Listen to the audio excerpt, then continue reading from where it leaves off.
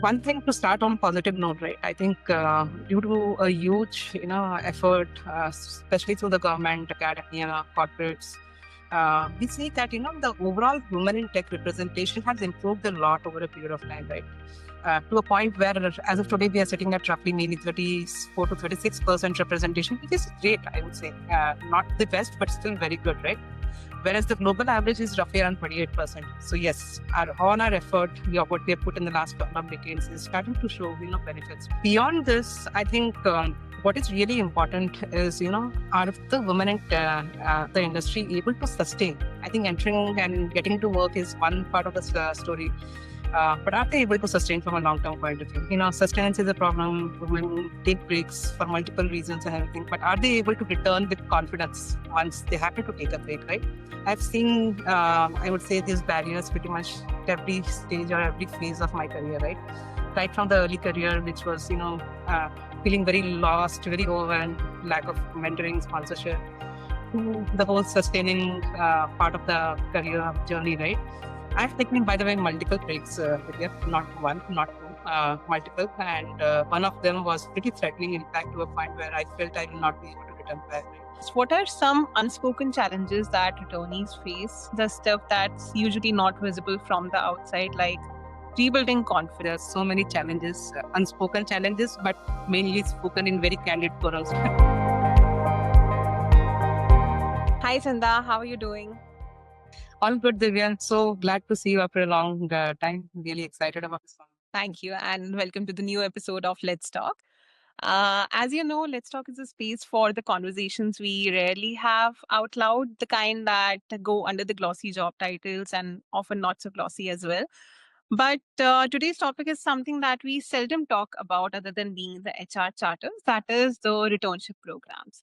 But before we get into the nitty gritties of that and the details of that, can we have a quick introduction of yours? Sure, sure, Divya. And by the way, such a great forum, Divya. I'm glad you're running this, talking about such so relevant topics, right? Really, really, happy to be a participant here. In fact, right? Thank you so much. On my introduction, Divya, I come with roughly around 21 years of industry experience as an engineering person, being an individual contributor in the earlier part of my career, later part as an engineering leader, right? Work across a bunch of product-based organizations, and I still call myself, an engineer at heart, and that's what keep my, journey exciting. And yes, very, very proud to call myself a strong woman in tech. Lovely. It's great to have you here, and I'm excited to have this conversation with you. So, as I mentioned earlier, today we are going to talk about the returnship programs, the initiatives designed to help people, specifically women, to get back into the workforce after a break. Now, my thing is these programs look great on paper, on the websites, on the corporate charters, but here's the real question: are they truly helping women to grow, or are they just being another checkbox on annual HR or DEI charters and the plans? The reason why I want to speak about this, I often read about different organizations launching the returnship programs, mostly the mid-sized or large organizations. But then there's just one success story that comes out of it, that, hey, just one person came into the workforce after a break and they rose to the level of VP. So yesterday only I was reading some story of Goldman Sachs, and that's how I landed on the story. But no one really talks about what goes behind the scene. What are the challenges of the programs and what actually happens as part of these programs?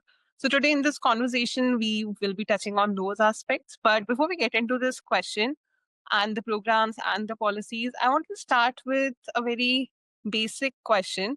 Why does this topic, the returnship, matter to you so much, and why do you feel so passionately about it? Yeah, yeah. And you're rightly pointing, right? This is a topic very, very close to my heart. So I'm so glad to be, kind of part of this conversation, Divya. Thanks for having me. Before I go to my side of the story, Divya, I wanted to touch base why returnship as an initiative is so crucial, right? Around truly speaking, in the overall, larger career of span of things, right? Um, One thing I wanted to talk about is what the kind of barriers at multiple phases a woman in tech specifically, faces and have been facing, right? And when we start looking at right from the early stage leadership area, right? Uh, One thing to start on a positive note, right? I think due to a huge, effort, especially through the government, academia, corporates, we see that the overall women in tech representation has improved a lot over a period of time, right? To a point where, as of today, we are sitting at roughly maybe 34 to 36% representation, which is great, I would say. Not the best, but still very good, right? Whereas the global average is roughly around 28%. So yes, all our effort, what we have put in the last couple of decades is starting to show, benefits.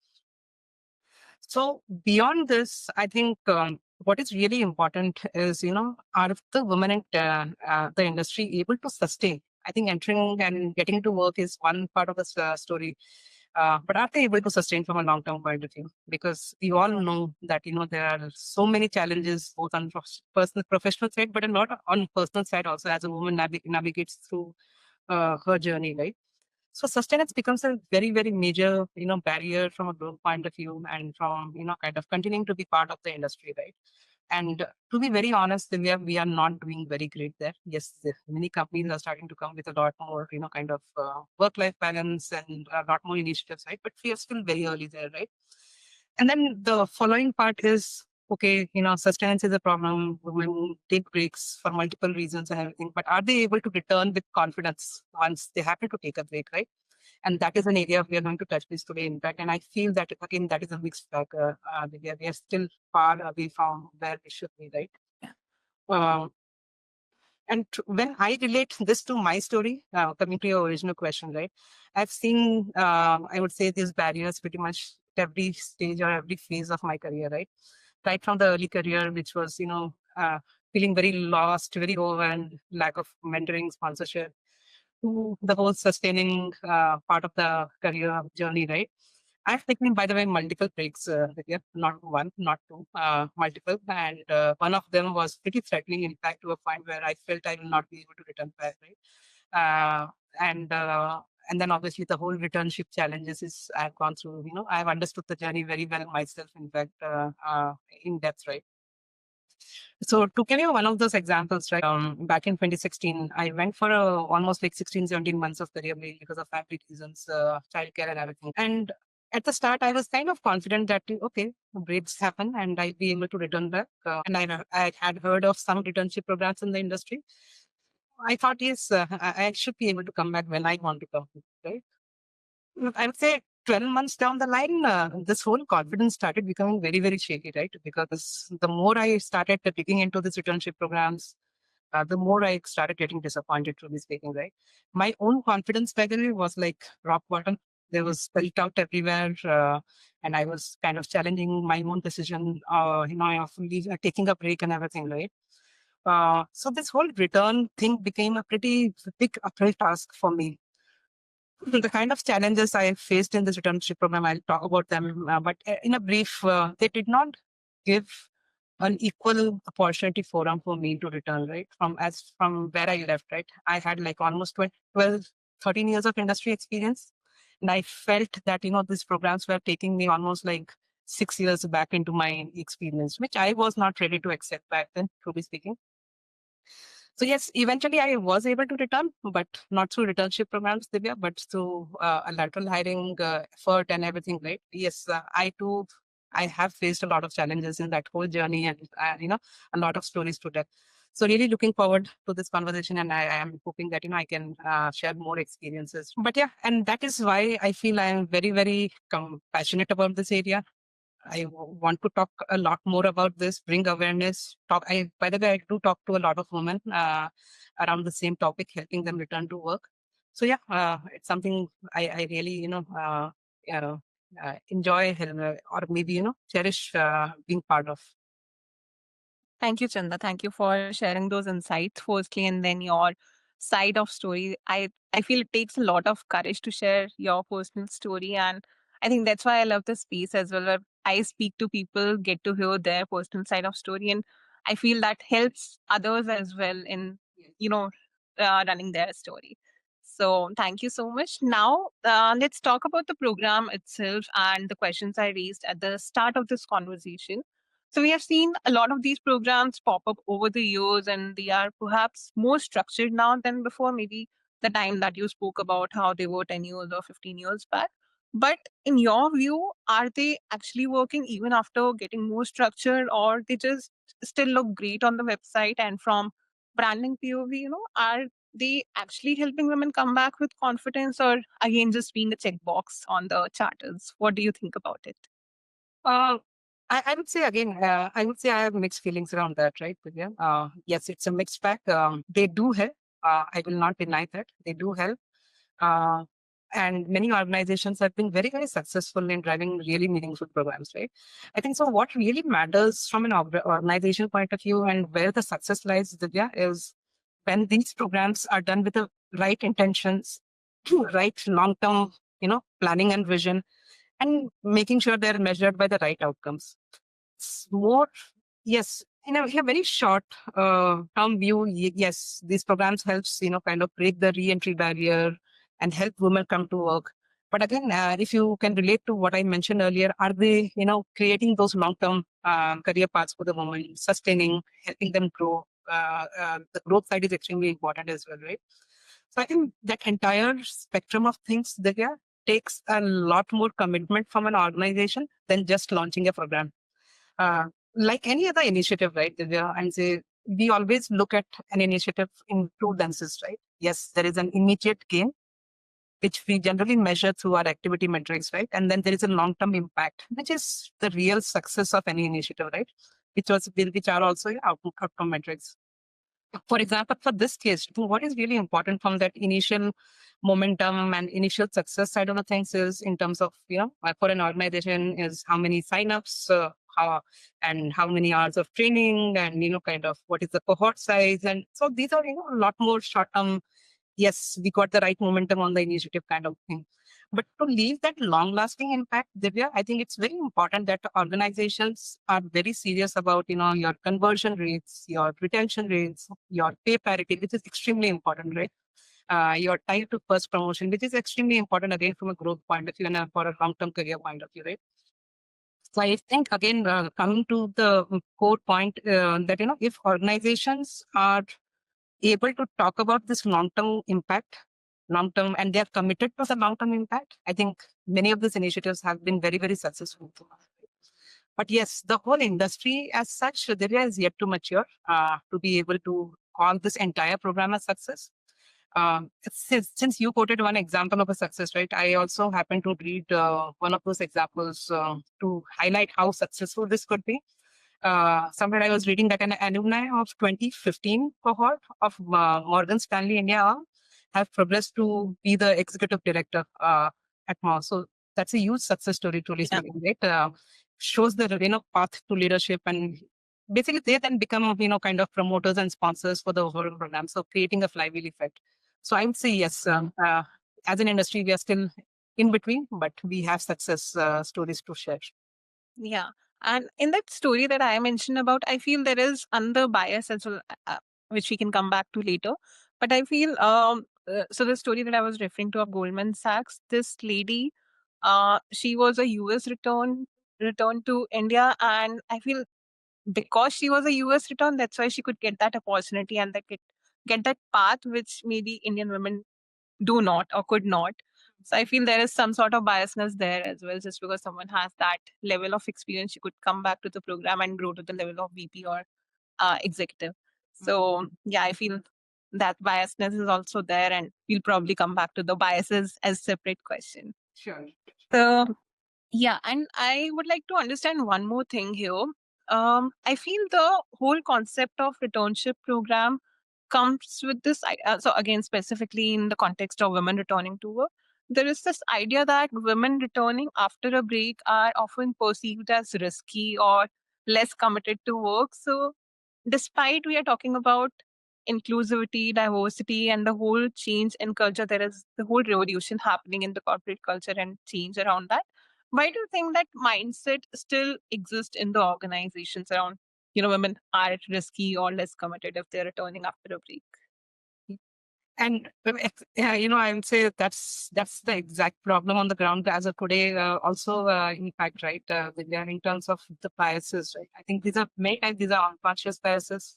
And by the way, as women in tech, we have seen and we have heard a lot of unconscious bias across, right? And say returnship is one of those core areas, but across you see a lot of unconscious biases specifically. And when women specifically returning from breaks, right? I think the kind of I'd say comments and by the way, all of this I've heard after talking to a lot of women and everything, right? So it's like she must be really rusty. She might go again on a break. She has done it once. What again? Time again, right? What? Why not next? She has a lot of responsibilities on her personal side. Will she be able to take late night calls? Will she be able to travel? Will she be able to deliver on a high velocity project and all those things? So yes, there are a lot of biases, what or assumptions which people around you make, right? And truly speaking, this cannot change, Divya, just overnight, right? These are much more long-term investments in an organization from an organization point of view, right? I think what happens generally, Divya, is yes, the top level leadership, right? They are very, very committed. They are great champions of these kind of initiatives, right? But when it starts trickling down to the mid management and the first level managers or the entry level managers, right? Are they equally passionate or are they equally accountable to towards the success of this return is? It's the place where the real success lies, right? Because these are the managers, the mid managers, the first level managers, right? There, I think there's so much of pressure of immediate deliverables, high velocity, and everything, right? And until and unless we make them accountable and we create that ecosystem for them to, kind of help support the returning, engineers, I think it's extremely challenging to build that ecosystem. So this is more of a culture or the ecosystem problem. It cannot just sit at the top. It has to be across your organization, right? And one of the ways of doing this or running this, Divya, is that, it's very important that returnship should not be seen as an HR only or a DI initiative, right? I think this is something which the line leader should own, be accountable for, and make sure his or her organization, is accountable for the success of this program, right? So I think ownership, the right culture, top down, broader, with a lot of training, bias related overcoming trainings, and also giving some space for the returnee to, overcome that barrier of re-entry. I think that's where the whole ecosystem and the culture comes in, right?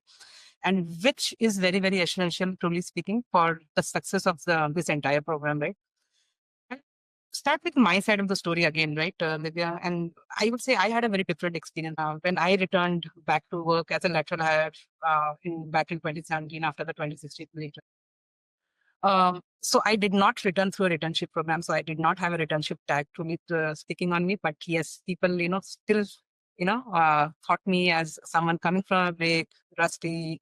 She will not maybe available for, very high velocity work and everything, right? Uh, and I kind of felt that pain throughout my interview process across different organizations in terms of, my commitment was special. I feel that I'm always very, very heavy on commitment across different organizations, but I felt that, there was a question mark always in that interview process. My commitment. When I happened to join the organization after the break, I feel really lucky and fortunate to have a team which was extremely supportive and empathetic. And I would say I'll give a lot of credit to that team, that manager, which helped me return with confidence and, which helped me grow to where I am today, truly speaking, right? So, yes, that was a very important milestone in my career of re-entering and entering a very good ecosystem and a culture that helped me, right? I remember my manager, who, by the way, is one of the best whom I've worked with, right? He was like at times more confident about me rather than me. I had a lot of self-doubt creeping in here and there, but he was like, Chanda, you'll be fine. Just take your time. I know you've moved mountains before and you can do great impact. So that kind of instilled a lot of confidence on me, right? My first quarter was extremely overwhelming, Vidya. I was kind of lost, pretty much, kind of figuring out whether I did the right thing by re-entering and all those things, right? By the way, I had changed domains. So it was extremely overwhelming with a new domain also, right? By second and third quarter, I would say, I started to found my footing in the team, in the larger org, and started making meaningful contribution, all because of the right culture and the ecosystem, right? And I would say I feel proud that from quarter four onwards, right, I was not just bad, I was actually, delivering and exceeding expectations. So yes, I was back in my group, right? All purely again, the credit goes to the right ecosystem and the culture where I started when I came back, right? To a point where the first performance review was, really went really well, and which was a very good validation of my journey, my past experience, and my ability to come back and re-deliver. Right. So yes, the right mindset of the org, the right culture, the right ecosystem is extremely important from a long-term success point of view. My heart always feels so full whenever I hear about good managers being the biggest supporters, and I feel so happy about it that you got to be in that system. So one thing, I'll just go back to the previous answer that you gave. Did you ever feel? So the question was about feeling risky and less committed. Did anyone ever make you feel on the face that you are less committed or risky while you're returning to work? Did you personally ever face that? Yes, Yeah. and I mentioned, right, throughout, by the way, I went through a lot of interviews during that time, right? And for me, And people made you feel that way. yes, people made me feel that. And for me, I think I took that as a clear signal of whether I should join that organization or not. In terms of, and I think it's very important to be there, to be empathetic, and to understand that career pains are normal, right? As we are here for both work and life, right? We have a family behind, and we need to understand, right? So yes, it kind of highlights, again, going back to my original point, right? The empathy level highlights the culture of the organization. The candidate, you yourself get a very strong signal. Yeah. So yes, I had felt this multiple times, by the way. Okay. Now let's probably move on a slightly different tangent on the word returnship. So I think about words a lot. I am a brand and comms person, and for me, words matter a lot. So I've been thinking about this word returnship as well since ever since we decided to speak on this. Why do I think about it so much? A few years back, I was creating a handbook for new mothers coming back to work after their maternity leave or the maternity break, as we call it. For this, I spoke to quite a few mothers, and many of them said that it is not a break. Stop calling that as a break or a leave, because breaks and leaves are often seen as a sign of not working, sitting and relaxing and being on a vacation. But maternity break is not at all that. It's a lot of work, just a different kind of work. So a lot of them suggested that there should be an alternate name to that. I can't do anything about changing the name, but yeah, I heard them and I did have a thought on that. So, about the word returnship as well, do you think there is a problem with this word as well? Calling it a returnship might unintentionally create some sort of bias, some sort of divide, and like a label that reminds women that you're not a regular hire. Um, what is your say on this? No, excellent question, Divya. And I feel my views are divided here, Divya. See, the word returnship is important, specifically when I really see from an external point of view, right? I'm saying from a branding point of view, from companies positioning themselves as a organization who are returnship friendly, right? From people who want to return, so that whole kind of discoverability part becomes very very easy for candidates who are looking for these initiatives, right? I think for branding and from an industry branding presence point of view, yes, returnship helps. For example, when I was looking out, I think Googling around returnship helped me connect to a lot of opportunities, right? As a candidate, I felt that, I'm able to connect because there is a lot of branding around that, right? So definitely, I think having that consistency from a market point of view helps.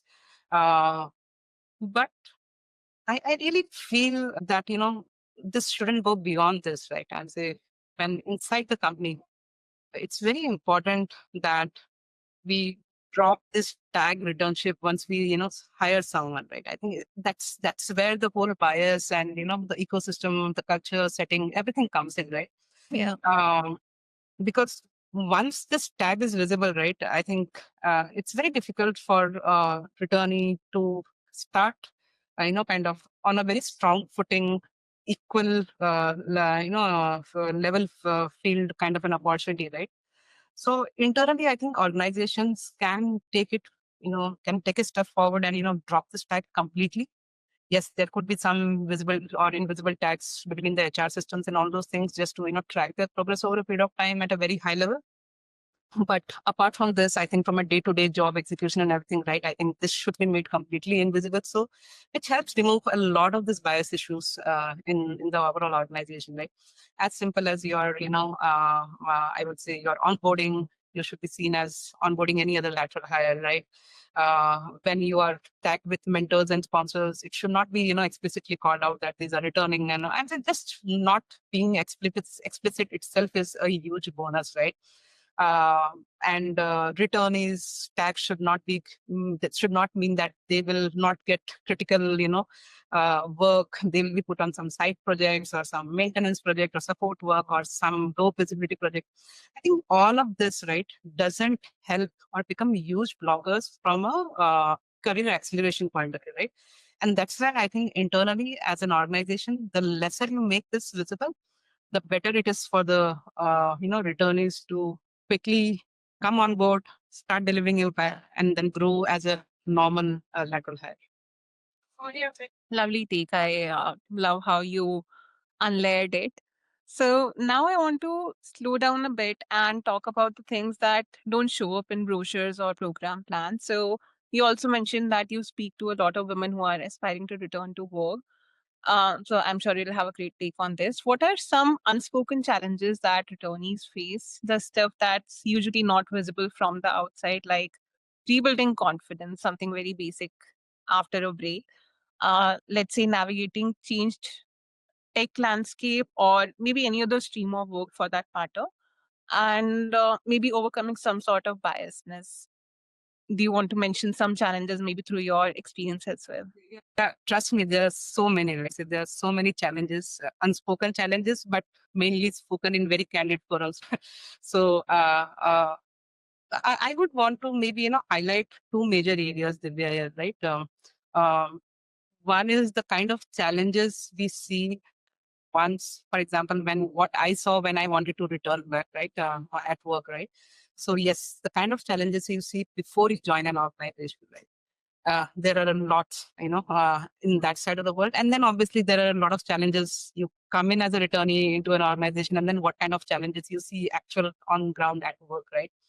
So, and both are extremely important and both needs to be addressed for the real success of this program, truly speaking, right? And a lot of this is through my own personal experience, through, as I said, what I keep hearing from, other women and everything, right? So one important aspect, what I want to, and the more human aspect I want to bring to this overall conversation is, see, taking a break is not easy. And it's a huge decision, truly speaking, right? We are ambitious people. We want to do something. We want to, be relevant in the industry. And taking a break is a pretty tough decision and a pretty thought through decision, right? Uh, and what a break generally does to you, and it did to me also, it breaks your confidence a lot because, yes, you take that decision over a period of time. As I mentioned, I also realized that, okay, I started challenging my own decision. Why did I go on a break and all those things? Because your full confidence, your self doubt creeping in and everything. It can, be very, very intimidating at a certain point of time after you start internalizing the effects of the break, right? So yes, I think that's the bigger challenge which every individual will have to overcome themselves. It's their own journey. So yes, many people are around, your family, your friend, your support system, but everyone has to go through this overcoming that whole low confidence thing. And I had through it myself. So that's the biggest unspoken challenge, truly speaking. As an individual, how do you overcome that, right? A lot of good support system around can definitely help, but very, very important that people keep this in mind that they're not alone in this journey. Others have gone through this and they will sail through this and, come back strong. Another important aspect, Divya, is there is always a major reason or a small reason why people go on a break, right? For example, childcare, elderly care, n number of things. There are like n number of reasons, right? So there is this friction which one need to overcome when they are starting to think to return to work, right?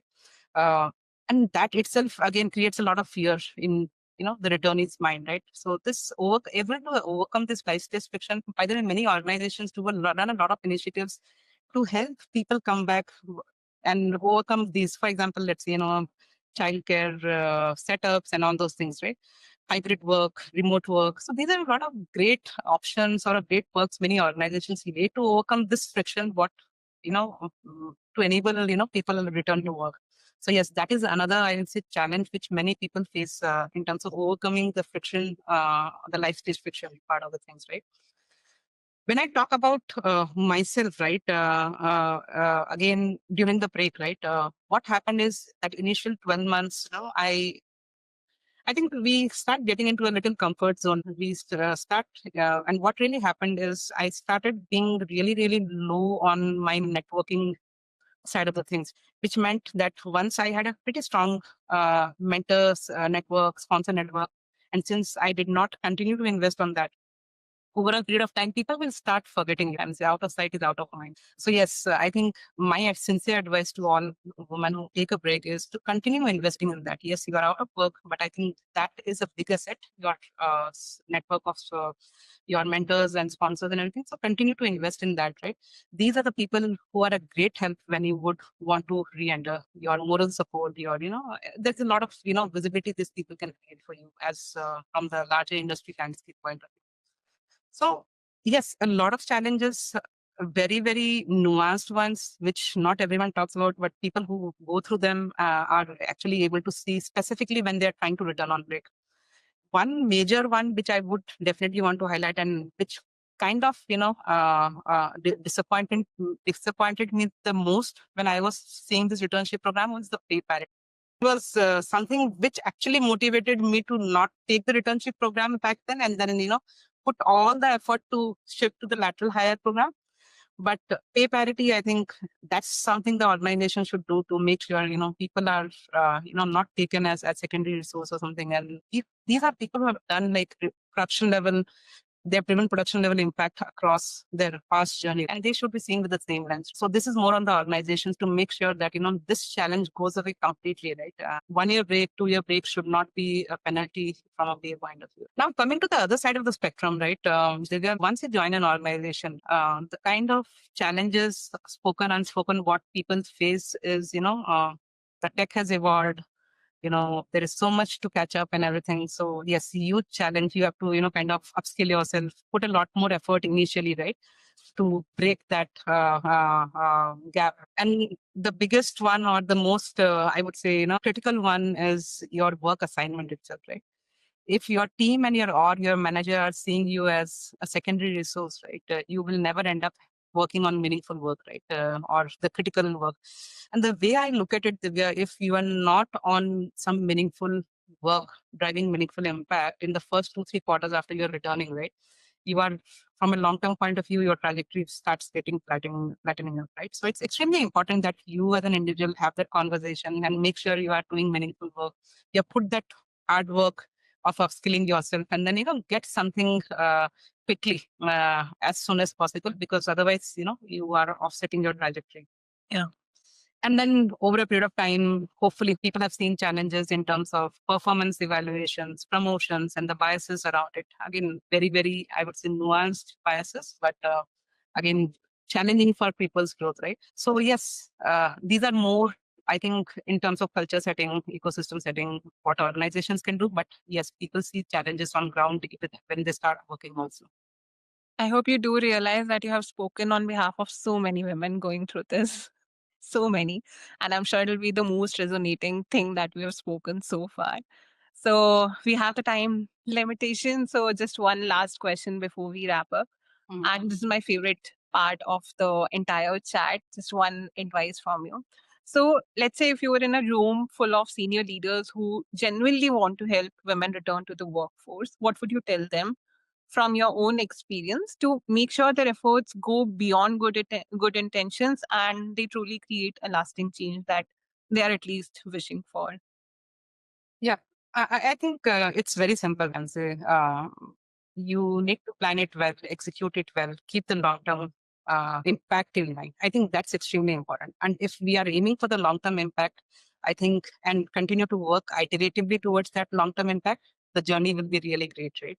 Yeah. I think we all need to understand that, things will not fall in place or not be perfect in the first edition of any initiative, right? So I think that whole patience and tolerance to do that iterative feedback, gathering and then improving and then continue to drive that long-term impact mindset is extremely important, right? So yes, planning well, executing, iterating, feedback loops, and towards your long-term goals. Very simple for your advice, and that is what is really the success mantra for these are long-running programs. This cannot go, you cannot be looking at a 1 year or 2 year kind of a timeline from this, right? Since yeah, this is the last question, Divya, I'll also take a quick moment to leave a quick thought, more of a food for thought kind of thing, right? Uh, as of today, we see that most of these returnees, right, women, right. The reason being, and by the way, there are few men in this category also who take break, but the number is very, very, very, very less, right? So there's a huge skew in the number, and as of today, most of these returnship programs are very, very women friendly, right? And so they're, which makes sense because the numbers are like that, right? If we take a very critical lens and question the entire industry, right, in terms of why this, I feel that, maybe men are hesitating from going on breaks, primarily because the path to returnship is not that smooth to return back confident, right? And that's where maybe, women end up taking breaks because they are seen as secondary earners, many families and everything, right? But if, as an industry, we really want to balance this out, right? Making these programs gender neutral might become, might start having that spiral effect incrementally over a period of time, where men will also confidently start going on breaks. And overall, they might also think of taking, breaks for caregiving and whatever. And so the whole point is if we start narrowing the leak of women only, right? And thus the overall ecosystem will get benefited. As of now, are we able to do that? No. But this is, again, as I said, a more of a spiral effect. We have to continue to, innovate and then see how we can, I would say, normalize breaks, right? Yeah. How, as an industry, we can normalize breaks, a career gap. I think it's a part of a modern career. It's not a liability. I think if we are able to inculcate this mindset, and if we are able to show that returnship are more long-term strategic initiatives rather than just a favor on people who are doing the break, I think this industry can shift to much better outcome as we move forward. It's again a long-term thing, not something, but definitely I wanted to just, leave this food of thought on this particular topic. My husband would be the happiest to hear your thoughts on this. So yeah, I mean, well said on the initial bit that you said that this is not a one-time campaign, first of all, and it's a long game. And unless organizations and the people who are returning to work both are willing to come back with the metrics, money, and of course the mindset, it's not going to work and stick for any of the sides. And of course, before we close, I would like to underline your thought and probably conclude this conversation that career breaks are definitely not just women's issue, as we say. They are a career reality, and we need to treat breaks like a normal part of working life across genders, across life stages, and that's the only way I think we can remove the stigma around it. And who knows, maybe that even shifts the whole conversation around caregiving, balance, and the leadership in the longer run. So thank you so much, Chanda. I totally love the conversation. Thank you so much for the insights. Thanks for having me. Really appreciate it. And just one last thing to everyone watching, whether you are on a break, coming back, or just wondering if you still belong, I hope Chanda made you feel that you do belong to this space and this whole the returnship program thing. And your career isn't just a straight line, it's a journey, and we need to make space for every chapter of it. So thank you so much.